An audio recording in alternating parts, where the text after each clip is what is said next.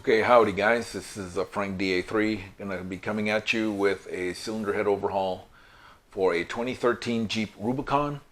We're going to replace the cylinder head gaskets. I'm going to have the cylinder heads remachined, and we're going to put all new timing chains on it, and obviously replacing all the sealing surfaces, gaskets, and whatnot that's involved with the process. Just a quick background. One of our employees was having some issues with her Jeep, took it to a mechanic, paid $2,000 and about 8 weeks of waiting for her Jeep, got it back, and it continued to overheat intermittently. Okay, never pegged out, but according to her it was overheating intermittently. Took it back to the guy. He said it needed a new radiator, replace the radiator. Continued to overheat. By this point in time, we had gotten involved, had our mechanics take a look at it. I went out, we took a look at it. You can see the pictures of the thermostat that we took off just to try and remove the thermostat to get some coolant to flow. You'll see the pictures here. And then we started filling it up and noticed that the fluid was actually regurgitating back out through the radiator. She took it back one more time. They told her that it needed fans. Let's try the fans. That it might be the fans, you know. By that point in time, we realized, and I let her know that this guy was just doing triagnostics, and I went ahead and offered to do to redo it for her. Ran a compression test. 2 of the cylinders, the numbers 4 and 6 cylinders were low. I stuck a scope down in there. You'll see in the video. I found elements of water contamination in the cylinders. So in tearing apart the job, I found all kinds of problems, from some white pasty gasket maker type glue material all over all kinds of sealing surfaces, to missing fasteners, and the engine itself was left out of time, and so it wasn't timed properly. All kinds of incorrect torque specs. The right side, or the passenger side cylinder head, 2 of the bolts were not torqued properly. They're all torque to yield cylinder head bolts, and the guy used the same ones over again. That's a big no-no.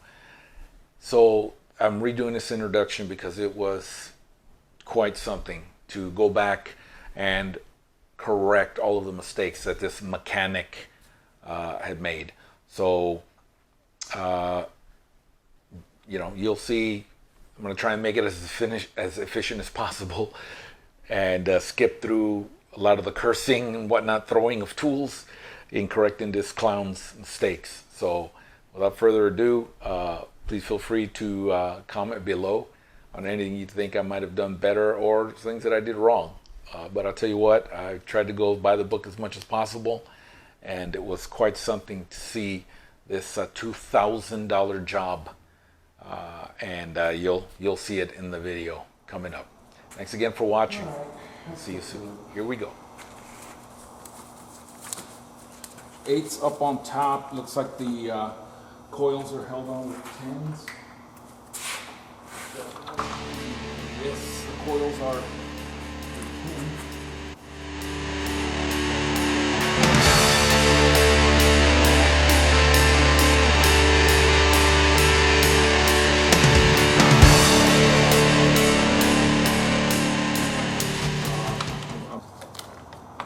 Wow, that's that.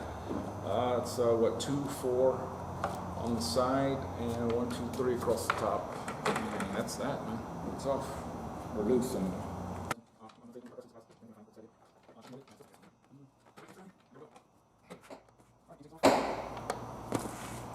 all right, intake is off. All right, yeah, I know I saw a support bracket. It's on the left side, driver's side, and it's supposed to be pretty much in your way. You can see it there. It goes right up against the valve cover, which would be about right here. And I can see, let's see if you can see this. Yeah. When I get you in here, you can see there's a bunch of these rivets, these little fasteners, these pop-in fasteners. Oh, here's another one. It's got there are two posts up here on the valve cover. So there's a whole damn bracket missing here. Nice, real nice. Wow, this is impressively bad. Yeah, let's keep going. Can't see what else. See what else we run into. Go in there.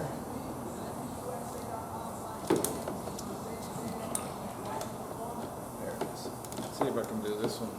Yeah, look at that. Holy cow.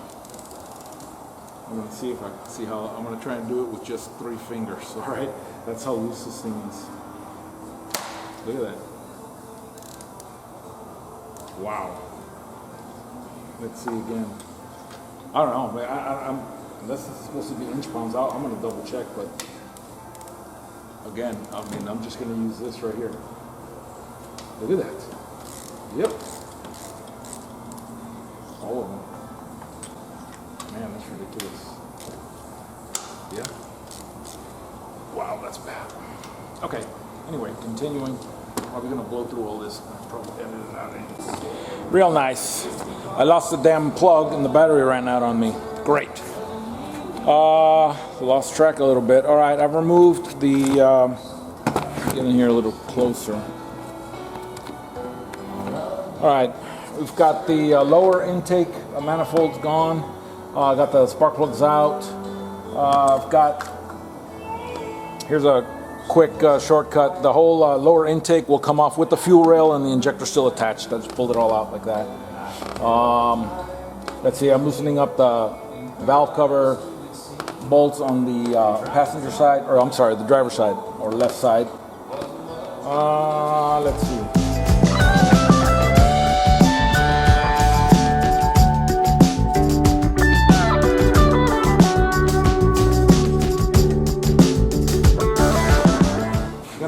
ECM harness from here. Battery's already been disconnected, so be real careful. Just slide it up.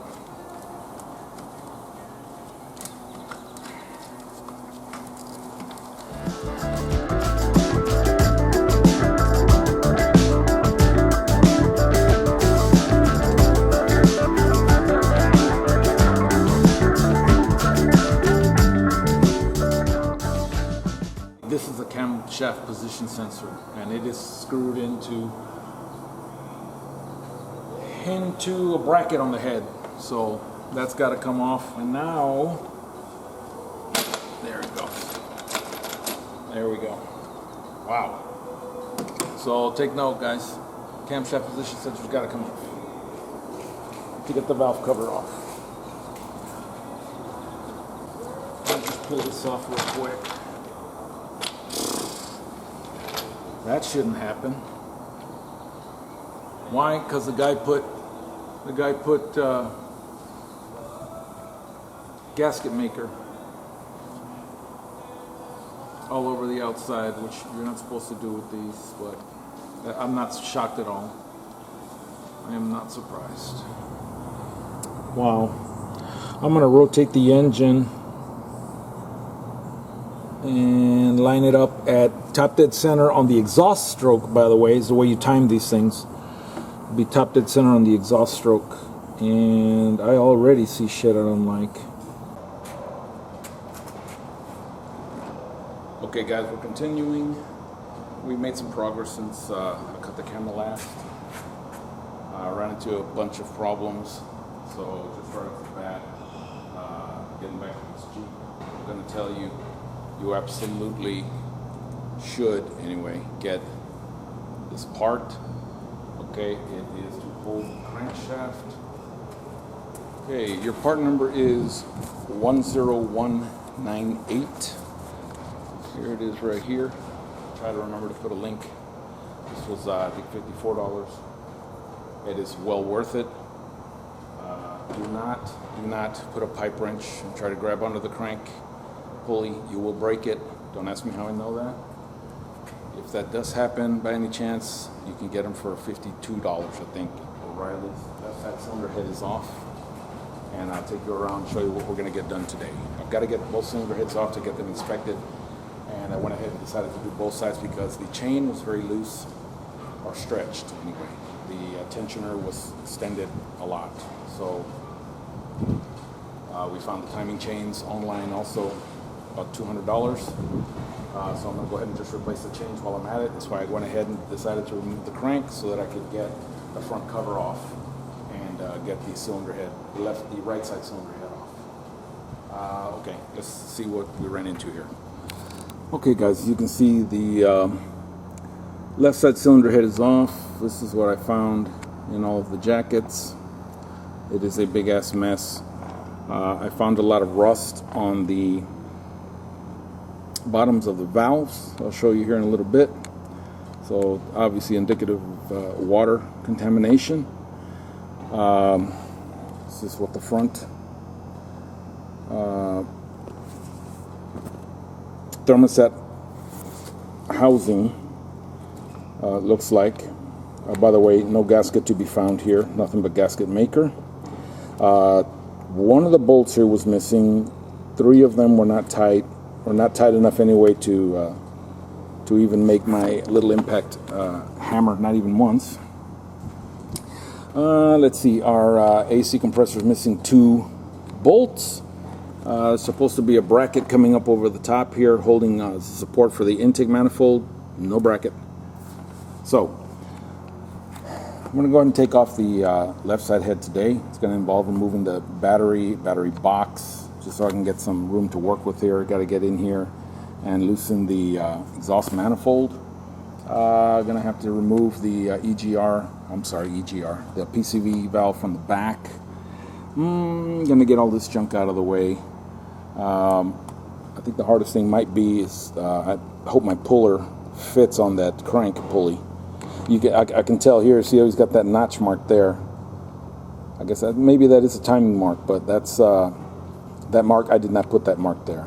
That was left there from the previous, I hesitate to say mechanic, guy who worked on this vehicle. This is what the bottom of the driver's side cylinder head looks like. As you can see, it's got rust and crap from a lot of water getting in there. So I'm going to take that and have it inspected, have it tested.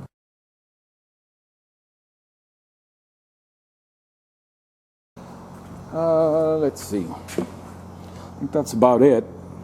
We'll get going on it. Going to remove this front cover, remove the crank pulley, and make sure that everything's lined up correctly the way it's supposed to be before we go ahead and take off the timing chains. All right, here we go.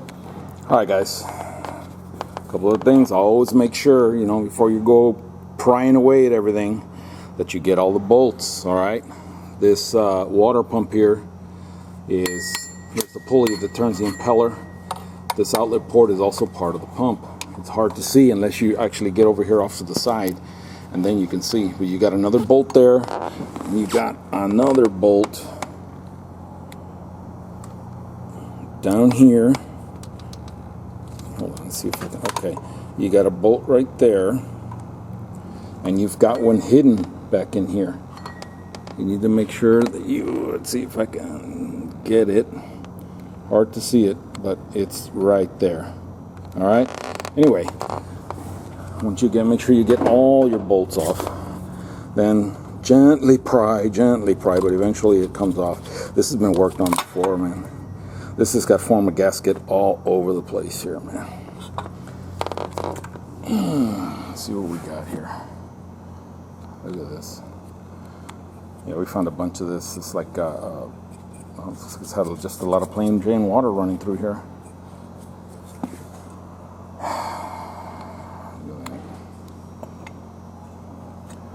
But it's tedious. Continuing. See if I can get you zoomed in right there. That's the camshaft position sensor. Take note before you try and take off the valve cover. It's got a long bolt. All right, and there's one on the left side as well. So this will keep this whole valve cover down. Another note: you need to remove the PCV valve from the back, way in the back over here. it's going to be back here behind the valve cover.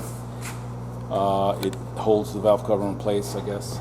We'll see it better when I take it off, but I believe they're 30 millimeter Torx, 30 Torx rather, and it actually slides out, but I'll show you guys when I get it off. That battery box is going to have to come out. There's no way I can get to the back there. Get back here to take out that PCV valve back over here. So this battery box is going to have to come out. I'm sitting here struggling. I probably could have had the battery box off already. So battery box is coming off.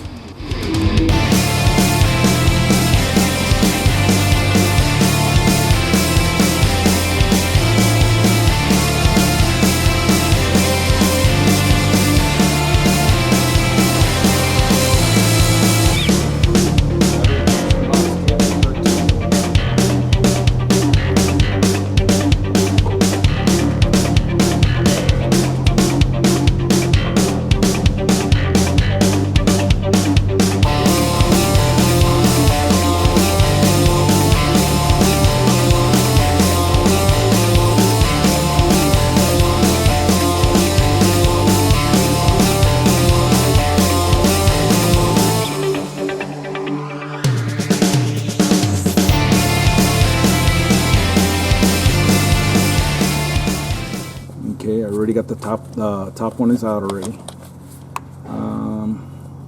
It's coming. Oh man, it's off. Okay. If you look down in there, you can see how far in that PCV valve goes. Holy shit, man.